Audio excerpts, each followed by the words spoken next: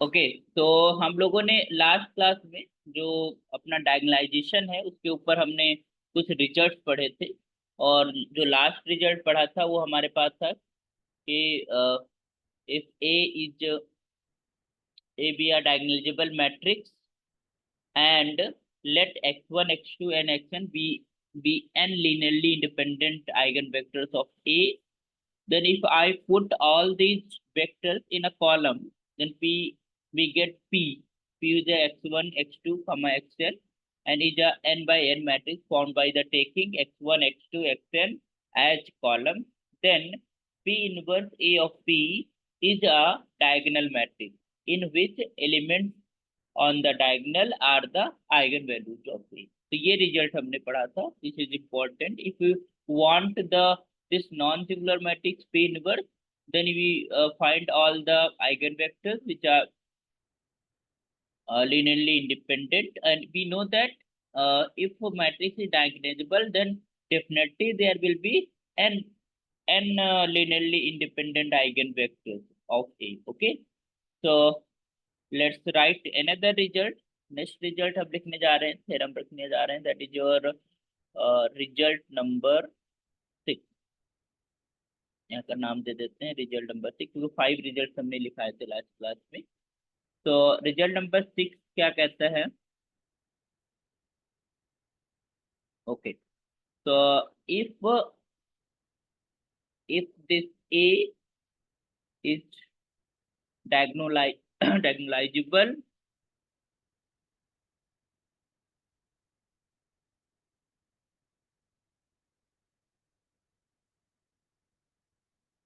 matrix, okay, then it's a inverse matrix, है ना? A inverse if exists, है ना? क्योंकि जो बहुत सारी मैट्रिक्स होगी जो कि हमारे पास सिंगुलर मैट्रिसेस है, वो भी डायगोनलाइजेबल होती हैं. ठीक है. जैसे कि आप zero matrix is a diagonal matrix. A diagonal matrix itself diagonalizable. ठीक है. जीरो मैट्रिक्स डायगोनलाइजेबल मैट्रिक्स है तुम्हारे पास. ठीक है. तो this is A inverse if exist. कोई डायगोनलाइजेबल मैट्रिक्स है और उसका इनवर्स एग्जिस्ट करता है, तो वो भी डायगोनलाइजेबल होता है. It also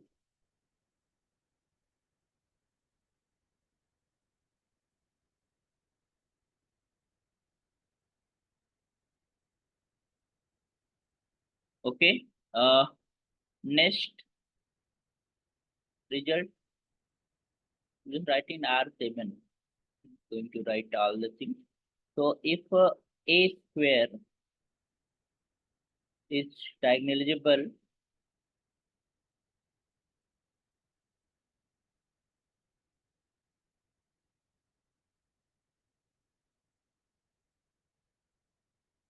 then A need not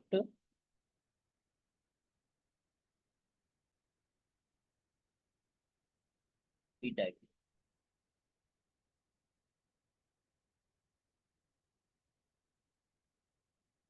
ये बहुत बार होता है कि हमारे पास कोई मैट्रिक्स है, उसका स्क्वायर करे वो डायगोनलाइजेबल दिख रही है, but A matrix is not necessarily diagonalisable. ठीक है. ऐसा भी नहीं, डायगोनलाइजेबल हो भी सकता है. ठीक. तो अगर हम यहाँ पर एक एग्जांपल के तौर पे देखें तो भी देख भी सकते हैं. जैसे कि हमने लिया A is just equal to this matrix 0 1 and 0 0. Okay. तो अब डायगोनलाइजेबल, अब डायगोनलिटी को अगर चेक करना है तो आपको इसके आइगन वैल्यूज निकालना पड़ेगा. इसकी आइगन वैल्यूज जो है तुम्हारे पास A माइनस लेमडा आई या is equal to 0. This implies determinant of minus lambda 0 0 minus lambda, sorry, यहाँ पर 1 है. This is 1 and this is your 0 minus lambda is just equal to 0. This implies lambda square is equal to 0. You will get lambda is equal to 0 0. इसकी हमारे पास 2 eigen value है, जिसका am जो हमारे पास अब देखिए तुमने आइगन वैल्यूज निकाल लिया, अब आपको अलजेब्रिक मल्टीप्लिसिटी और ज्योमेट्रिक मल्टीप्लिसिटी देखनी है, तभी हम डायगोनलिटी की बात कर पाएंगे, ठीक। तो इसका जो एम है जीरो का वो तो 2 है। अब हमें जीएम देखना है कितना है, तो जीएम देखने के लिए हाउ वी जस्ट से कि हमको मैट्रिक्स लिखनी होती है A minus lambda I into X, ये एक मैट्रिक्स बनती है। तो इसकी रैंक आपको निकालनी है, ठीक है। Rank of A minus lambda आई, ये आपको कैलकुलेट करनी होती है, ठीक है। तो रैंक कैलकुलेट करने के लिए हम लोग क्या करेंगे, this is zero, zero one, zero zero, ध्यान दीजिएगा यहाँ पर जो लेमडा है वो जीरो है, तो हम सिंपली आइडेंटिटी में अगर जीरो मल्टीप्लाई करेंगे तो you will get zero matrix. तो this is your zero one zero zero and minus of zero, zero matrix बन जाएगी, ठीक है। जीरो मैट्रिक्स का मतलब यही ए मैट्रिक्स आपकी बनी रहेगी, ओके। तो basically I am going to find the rank of it, तो rank of A minus lambda I वो तुम्हारे पास क्या हो जाएगा, या you can say rank of A minus zero I, है ना, is just equal to rank of this matrix, this is zero actually, तो this is zero one zero zero, तो इसकी रैंक कितनी है बताइए, इसकी रैंक हमारे पास 1 है। और जो हमारे पास जीएम होता है, जीएम ऑफ लिम्डा कैसे डिफाइन होता था, n minus rank of A minus lambda, ये तो पढ़ा था आप लोगों ने फार्मूला, प्लीज, है ना। तो एन यहाँ पर क्या है, यू कैन से कि हमारे पास अगर हमारा लीनियर ऑपरेटर होता तो उस वेक्टर स्पेस की डायमेंशन जिसके ऊपर वो लीनियर ऑपरेटर डिफाइंड है, यहाँ पर मैट्रिक्स है एन बाई एन मैट्रिक्स, तो उसका ऑर्डर, तो यहाँ पर क्या है 2, या number of columns in that matrix is 2 minus this is 1, तो यहाँ पर कितना आ गया 1। तो ज्योमेट्रिक मल्टीप्लिसिटी 1 है और बट अलजेब्रिक मल्टीप्लिसिटी 2 है, और डायगोनलाइजेबल होने के लिए एम जीएम सेम होना चाहिए। तो यहाँ पर अगर हम एज ए टेबल ऐसे फॉर्म करें तो you can see like this कि हमारे पास ये लेमडा था, लेमडा है जीरो, केवल एक ही आइगन वैल्यू है, बस उसकी अलजेब्रिक मल्टीप्लिसिटी जो है वो 2 है, और इसकी ज्योमेट्रिक मल्टीप्लिसिटी 1 है। तो since M is not equal to GM, okay, so this implies this matrix A जो कि गिवन है 0 1 0 0 इज नॉट डायगोनलाइजेबल, ठीक है। अब हमारे पास डायगोनलाइजेबल नहीं है, बट आप इसका स्क्वायर करेंगे, अगर इसका आप ए स्क्वायर करते हैं तो आपको नल मैट्रिक्स मिल जाएगी।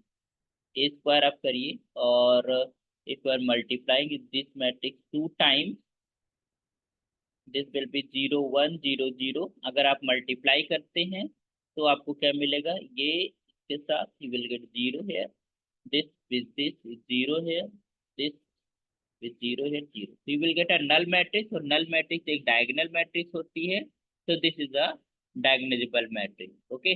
तो ये हमारे पास,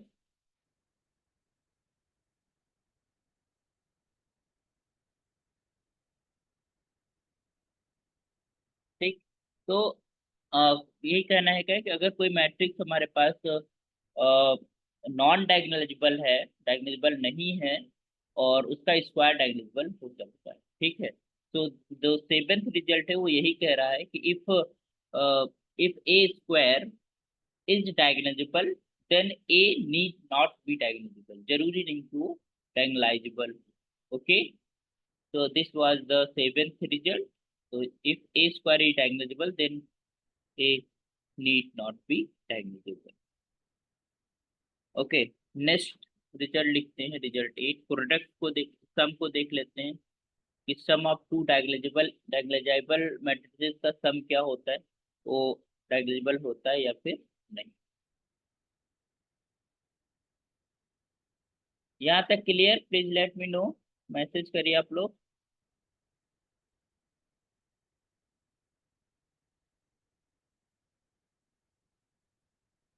ओके। तो A if A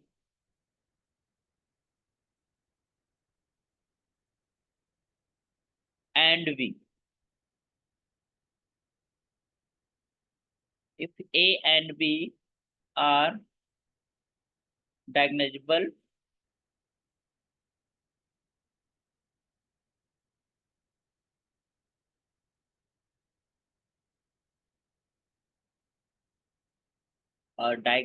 matrices of of same order same order की मैट्रिसेस होंगी तभी उनको हम एडिशन कर सकेंगे, उनको ऐड कर सकेंगे। देन ए प्लस बी भी है, तभी हम उनको एडिशन पॉसिबल होगा, ए प्लस बी हमारे पास अवेलेबल होगा। तो need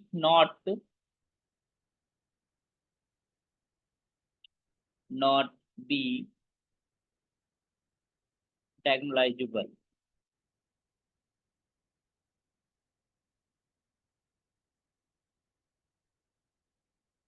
Okay, so if two matrices are diagonalizable, then their sum need not to be diagonalizable। हो भी सकता है, नहीं भी हो सकता, ठीक है।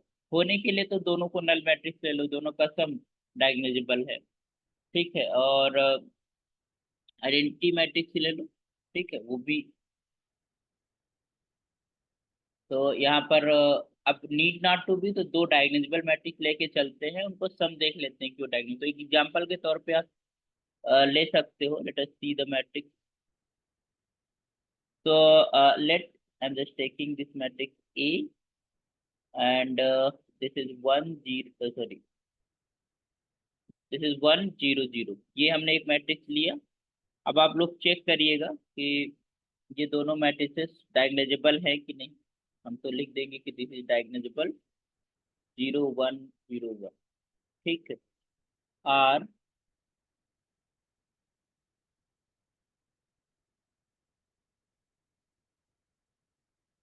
Diagonalisable matrices.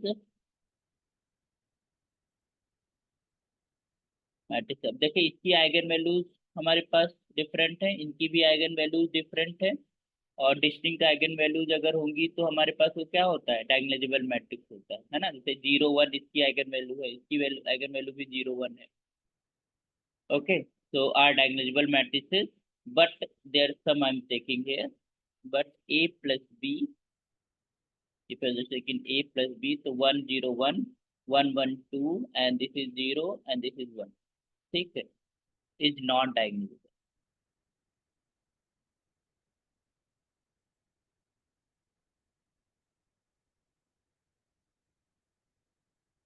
Okay, it's not diagonalisable.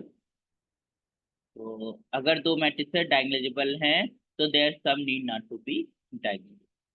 Okay, let's talk about the product. दो डायगोनलाइजेबल मैट्रिसेस के प्रोडक्ट के बारे में हम क्या बोलेंगे। तो let's write result.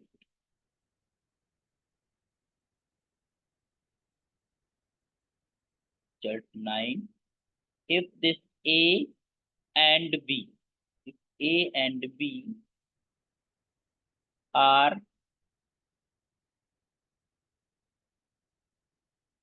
diagonalizable matrices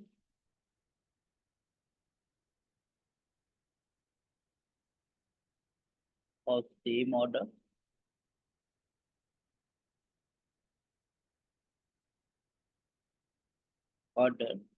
then this AB product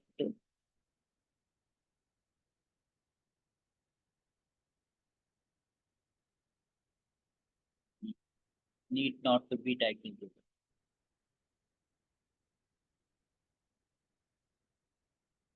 Okay, so if two matrices are diagonalizable, then their product need not to be diagonalizable, ठीक है। तो let us take the example। You can see,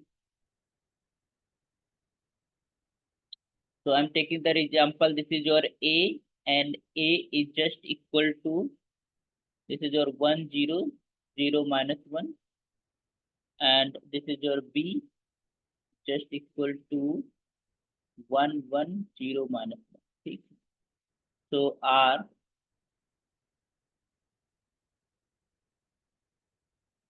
diagonalizable matrices, but we can see, but this is your AB is just equal to 1101. अगर इनको हम product करते हैं तो will get this is 1101 is not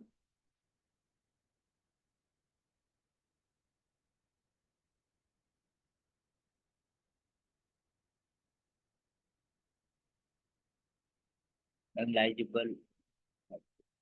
clear? Okay. तो this is the result 9 कि ए और B अगर हमारे पास डायगोनलाइजेबल है तो उनका प्रोडक्ट जो है वो जरूरी नहीं कि हमारे पास डायगोनलाइजेबल हो. ठीक है. नेक्स्ट रिजल्ट की बात करते हैं तो जैसे कि हमारे पास ये भी पता है कि हमारे पास डायगोनलाइजेबल मैट्रिक्स इन्वर्टिसेस मतलब इन्वर्टिबल भी होती हैं. ऐसी भी मैट्रिसेस होती है जिसका डिटरमिनेंट नॉन जीरो होता है, और जीरो मैट्रिक्स है जिसका डिटरमिनेंट जीरो है, और मतलब ऐसी भी टेट मिल जाएगी मैट्रिसेस जिनका डिटरमिनेंट जीरो होगा बट वो डायगोनलाइजेबल भी होंगी. तो इसका मतलब ये है कि जरूरी नहीं कि सारी जो डायगोनलाइजेबल मैट्रिक्स है वो इन्वर्टिबल हो. ठीक है. तो you can also remember this thing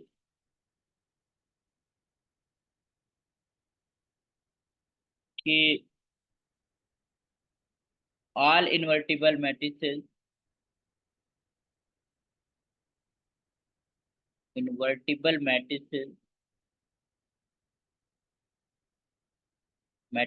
are not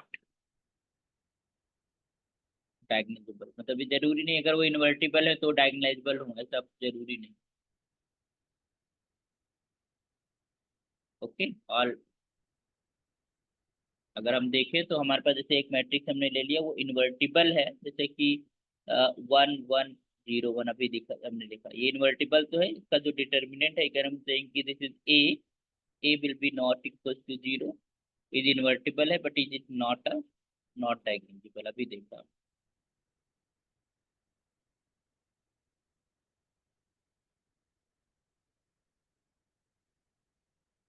okay.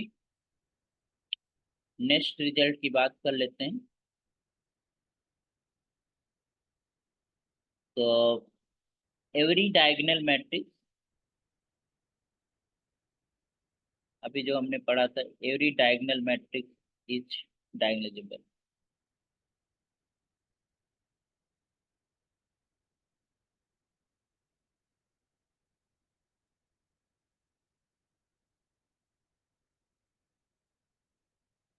Okay. तो जितनी भी डायगोनल मैट्रिक्स, जैसे हमने अगर एग्जांपल लिखना चाहें जैसे नल मैट्रिक्स लिख लो, this is a diagonalisable matrix.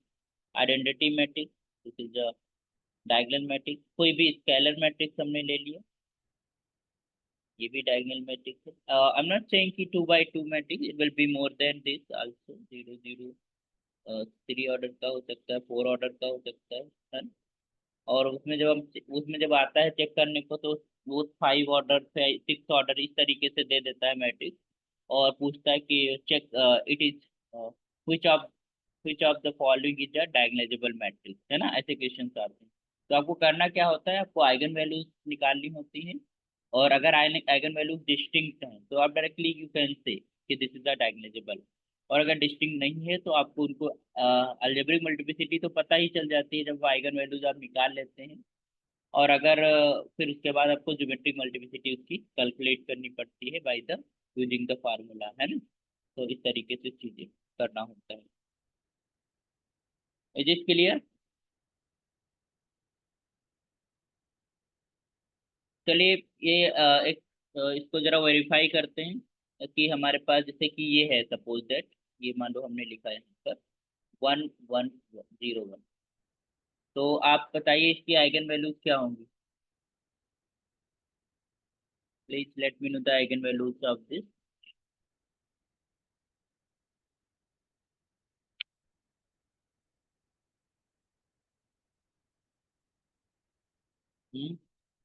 बताइए आइगन वैल्यूज हमें बताइए क्या होंगी 1001 की.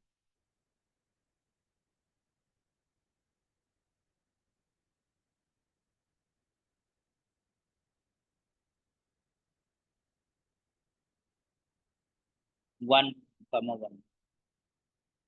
ओके, सो कैसे आपने निकाला? Simply you just A minus lambda, अगर इसको हम taking A equals to this is A minus lambda, A minus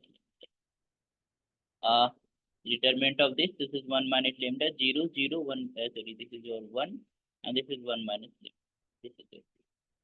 And this is equal to 0, this is 1 minus lambda का whole square equal to 0 and this gives you lambda is equals to 1. तो इसकी am तो तुम्हारे पास 2 हो गई, am is 2। अब gm की बात करना है, तो gm के लिए हमें रैंक निकालना होता है a माइनस लेमडा आई, और रैंक निकालने के लिए हमको a माइनस लेमडा आई लिखते हैं, उसको रिड्यूस करते हैं रो इक्विवेलेंट फॉर्म में, है ना। तो a माइनस लेमडा आई का मतलब है a माइनस 1 है लेमडा थोड़ा आई सिंपली, तो दिस इज योर 1 0 0 1, यहाँ पर 1 रहेगा, एंड माइनस का दिस इज योर 1 0 0 1। तो हम इसको जब सब्ट्रैक्ट करेंगे तो you will get this is 0 1 0 0। और अब इसकी रैंक हमें चाहिए, तो इसकी नॉन जीरो रो कितनी है? 1 है, तो यू कैन जस्ट से कि rank of A minus I is just equal to 1। तो जो हमारे पास डायमेंशन होती है आइगन स्पेस की, या फिर यू कैन से कि हमारे पास जो जीएम होता है of this 1 is just equal to N minus rank of A minus lambda, है ना। ये लेमडा की जब 1, तो rank of A minus I and that is equals to N का मतलब है 2 यहाँ पर, और दिस इज 1, तो 1। तो यहाँ पर जो आइगन वैल्यू एक मिल गई जिसकी रैंक जिसकी अलजेब्रिक मल्टीप्लिसिटी 2 है बट ज्योमेट्रिक मल्टीप्लिसिटी 1 है, तो यहाँ पर frequency since GM is not equals to AM, है ना, दिस इम्प्लाइज नॉट नेग्लिजिबल।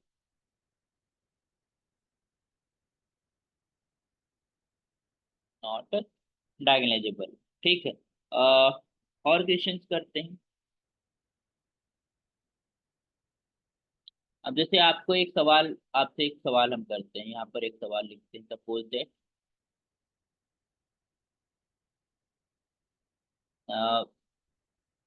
पहले तो क्वेश्चन ये है कि विच of the following matrices A R diagonalisable. हम दो मैट्रिसेस लिखेंगे, सपोज दैट हमने एक लिखा है ए, तो क्वेश्चन ये है कि विच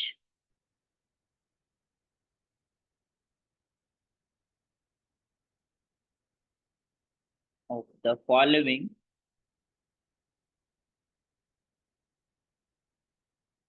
matrices A R diagonalisable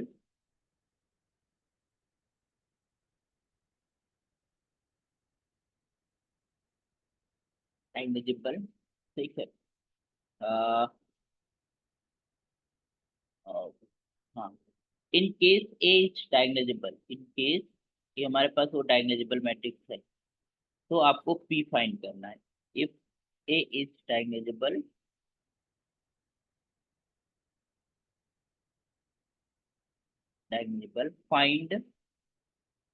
find a matrix P and a matrix D। D मतलब वो डायगोनल मैट्रिक्स जो आपको कन्वर्ट करती है, such that we can convert this P inverse of A of P is just equal to T। Okay, तो सबसे पहले आपको चेक करना है कि इट इज डायगोनलाइजेबल कि नहीं। तो पहला लिखते हैं this is 1 and this is your 1 2 and this is 3। ये एक मैट्रिक्स हो गई। दूसरा ऑप्शन लिखते हैं, दूसरा क्वेश्चन लिखते हैं, that is your, I am just taking this one. तो this is your 1 minus 3 3, 3 minus 5 3, और 6 माइनस 6 एंड 4। ठीक, तो ये दो मैट्रिसेस हम लिख रहे हैं, और सबसे पहले तो चेक करेंगे कि वो डायगोनलाइजेबल है कि नहीं। जब डायगोनलाइजेबल हो जाएंगी तो जो आइगन वैल्यू है उनकी मदद से हम इनको कैलकुलेट करेंगे, ठीक है। This one. तो लेट अस सी, पहला वाला प्रॉब्लम करें। आप लोग कर लोगे कि हम सॉल्व करें? प्लीज बताएं। ये आप खुद ही से एक्सरसाइज करेंगे कि हम एक बता दे प्रॉब्लम, ये पूरा कैसे होगा? मैसेज करो, क्या चाहते हैं आप लोग?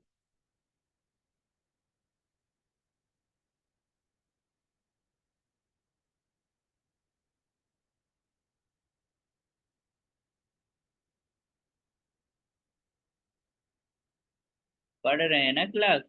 तो नहीं कि सुबह सुबह का समय? एक बता दीजिए। ठीक, चलिए। तो छोटा वाला हम बता देते हैं, बड़ा वाला आप लोग कर लीजिएगा, है ना? चलिए क्वेश्चन सेकंड कर दे रहे हैं, ठीक है, ताकि आप लोग सेकंड ऑर्डर में तो थोड़ा सा इजी होता है कैलकुलेशन करना। Let us talk about the third number. तो I am just taking this is your A matrix is your 1 - 3, 3, 3 - 5, -5, 3। तो सबसे पहला काम है आपको जो है इसके आइगन वैल्यूज को निकालना। It mean that you will have to find a minus lambda I. a minus lambda I आप निकाल लीजिए। और दिस, अच्छा, इसको आपको करना कैसे है? आप डायरेक्टली अगर जाओगे करने तो आपको थोड़ा सा डिफिकल्टी होगी। तो आप इसका डिटर्मिनेंट निकालिए, determinant of A. Determinant of A आप जब निकालोगे तो what you got from here, ये वाले इसको लेकर हम सॉल्व कर लेते हैं। तो दिस इज 1, ये वाला पूरा पूरा कॉलम चला जाता है, पूरी रो चली जाती है। तो माइनस का 3, 3 माइनस का 6 and 4, फिर माइनस लेंगे तो माइनस माइनस प्लस का 3 हो जाएगा। और ये हमारे पास कॉलम जाएगा, पूरा पूरा रो जाएगा। तो 3, 6, 3, 4 ये हो गया, एंड प्लस का 3 एंड दिस। तो this is your 3 - 5, 6 - 6। Clear? and now we will just solve it. So 5 4 is 20, so minus of 20, and 6 is 18, and this is plus of 18, क्योंकि minus का 18 आएगा। and this is plus of 3, and 3 4 is 12, minus का 6 6 is 18, and plus का 3, and this is minus of 18, and this is plus of 6 5 is 30, plus of 30. So what you got from here? You got some number that is equals to minus का 2 is here, और this is minus of 6 बचेगा। और -6 का 3 से करेंगे तो minus का 18, और ये हो जाएगा तुम्हारे पास 12। 30 में से 18 जाएगा तो 12, 12 3 जा 36। ओके, तो यू विल हैव, तुम्हारे पास कितना बचा? दिस इज योर 16 प्लस का, क्योंकि ये 20 हो जाएगा, 16 प्लस। तो डिटरमिनेंट आपका 16 निकला, तो डिटरमिनेंट आप कैलकुलेट कर लीजिए। फिर A11 आपको कैलकुलेट करना होता था ना। तो A11 का मतलब है ये फर्स्ट जो हमारे पास एलिमेंट है, ए A11 प्लेस वाला, 11 प्लेस वाला, उसका कॉलम हटा दो, उसका रो हटा दो। तो उसको तो अभी हम लोगों ने कैलकुलेट करा है, कितना आया था? -2। दिस इज A11 एक्चुअली, ठीक है। तो ये -2 हमारे पास आ गया। फिर A22 निकालना है। A22 का मतलब डायगोनल का जो सेकेंड प्लेस है उसका, उसके रिस्पेक्ट में कोफैक्टर। तो यहाँ पर -5 के रिस्पेक्ट में, मतलब ये आपका कॉलम गया पूरा, और ये पूरा पूरा रो गया। तो दिस इज विल बी 1 3 1 3 6 4। तो दिस इज 4 - 18, 4 - 18, इसका मतलब माइनस का 14। फिर A33 आप निकाल लीजिए इजीली, जो इजीली फाइंड हो जाएगा। ये पूरा पूरा ये फोर्थ, ये जो प्लेस है इस वाले प्लेस का, ये पूरा कॉलम गया, रो गया। तो it will be your 1 - 3, and this is 3 - 5। Okay, हाँ, तो ये हमारे पास -5 और ये प्लस का 9, इट मीन्स 4। तो हमारे पास ये मिल गया। और trace of this thing, trace इसका क्या हो जाएगा? This is 1 - 5 sum of the diagonal element. तो ये आपका ट्रेस टू 0 बन गया। तो अब हमारे पास जो फार्मूला होता है, हमने पढ़ा था डायरेक्ट फार्मूला आपको यूज करना है, lambda cube minus trace of A lambda square and plus this is your A11 plus A22 plus A33, this is of lambda and minus determinant of A equal to 0। ये होता था हमारे पास, clear? यही था ना formula? बताइए भाई, formula हम देख लें। ये होता था फार्मूला की, हाँ, this is lambda cube minus trace of A lambda square plus A11 plus A22 plus A33 into lambda minus determinant of A. ये हमारे पास फार्मूला होता है। ओके, तो I just write this eigen eigen इसका हम वो लिखते हैं, क्या बोलते हैं, characteristic equation. This is lambda cube minus trace हमारे पास 0 निकला है, 0 लेमडा स्क्वायर प्लस A11 हमारे पास -2 है, और जो तुम्हारे पास A22 है वो -14, तो दिस इज -14 एंड प्लस का 4 ये आ गया, this is of lambda and minus this is determinant of A. Determinant आपका 16 आया है, दैट इज इक्वल टू 0। तो यहाँ से हमारे पास जो आइगन कैरेक्टरिस्टिक इक्वेशन आई है वो लेमडा क्यूब एंड ये हमारे पास हो जाएगा कितना, -16 में से 4 जाएगा तो -12 ऑफ लेमडा, -12 ऑफ लेमडा, और ये -16 इज इक्वल टू 2। अब आपको करना है इसको फैक्टराइज। तो क्योंकि यहाँ पर क्यूब है तो आपको हिट एंड ट्रायल से एक आइगन वैल्यू आपको देखना होगा। ठीक, एक और आपको बताते हैं कि अगर तुमको ऐसा देखने को मिल जा रहा है, जैसे मान लो कि ये हमारे पास मैट्रिक्स है, तो इस मैट्रिक्स में आप रो के एलिमेंट का सम करो। जैसे यहाँ पर रो का एलिमेंट 1 आ रहा है सम, यहाँ पर भी सम 1 आ रहा है, ठीक है, और यहाँ पर 4 आया, तो इसका मतलब नहीं पॉसिबल है। नहीं तो अगर मान लो हर एक रो का सम सेम नंबर आ रहा है तो वो आइगन वैल्यू होती है। एक छोटी छोटी मतलब चीजें हैं जो रिजल्ट है जो आप ध्यान रख सकते हैं, बट यहाँ पर ऐसा नहीं है। ठीक है, तो वी कैन सी कि हमारे पास अगर हम लेमडा इज इक्वल टू क्या पुट करें कि you will get this is equal to 0, मतलब वो सेटिस्फाई करता हो, तो फैक्टर्स करिए, इसके क्या आएंगे फैक्टर्स बताइए आप लोग।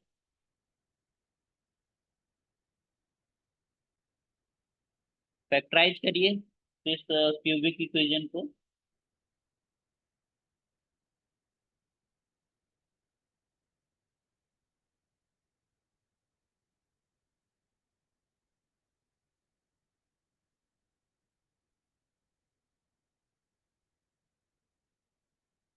आई think you just put lambda is equals to -2, तो -2 का अगर आप क्यूब करते हैं and this is 12 into -2 and -16, तो you will have this is -8, ये वन मास प्लस का 24 और ये माइनस का 16 और 8 24, ये पूरा कट के 0 आ जाएगा। इसका मतलब लेमडा इज इक्वल टू -2 इसका एक आइगन वेक्टर है ना, सॉरी आइगन वैल्यू है, या फिर कह सकते हो रूट है।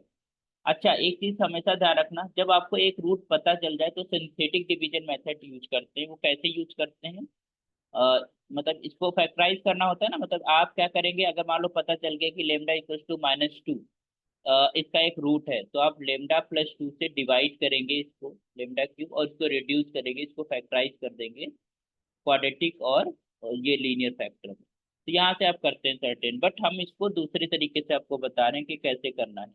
आपको एक रूट पता चल गया, अब इसको रिड्यूस करना है उसका दूसरे रूट्स निकालने के लिए, तो आपको करना क्या है कि इसके इसके आपको कॉफिशिएंट लिखने हैं। जैसे लेमडा क्यूब क्यूब का कॉफिशिएंट क्या है 1, इसके बाद आता है लेमडा स्क्वायर, उसका कॉफिशिएंट क्या है 0, क्योंकि टर्म ही नहीं है।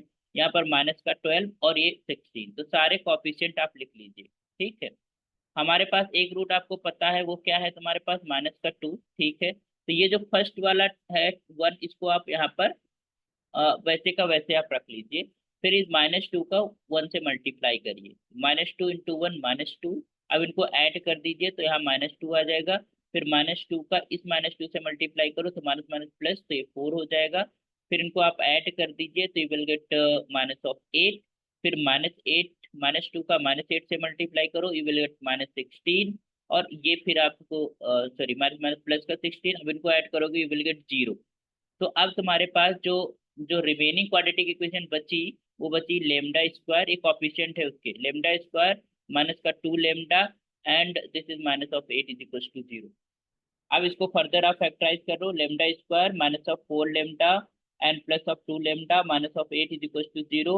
You can take lambda outside, this is lambda minus 4, this is plus 2 outside, this is lambda minus 4 is equal to 0, and this is lambda plus 2 and this is your lambda minus 4 is equals to 0, and this lambda is equals to -2 and 4।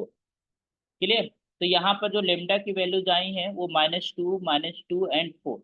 ठीक, तो 4 का तो हमारे पास ठीक है, उसके algebraic multiplicity 1 है, but -1 और -1 की क्या है, 2। ठीक है, तो अब इसकी तुम्हें ज्योमेट्रिक मल्टीप्लिसिटी भी देखनी पड़ेगी। तो मीटिंग अभी ओवर हो रही है, नेक्स्ट मीटिंग में हम ज्वाइन करके आपको डिस्कस करते हैं। ओके।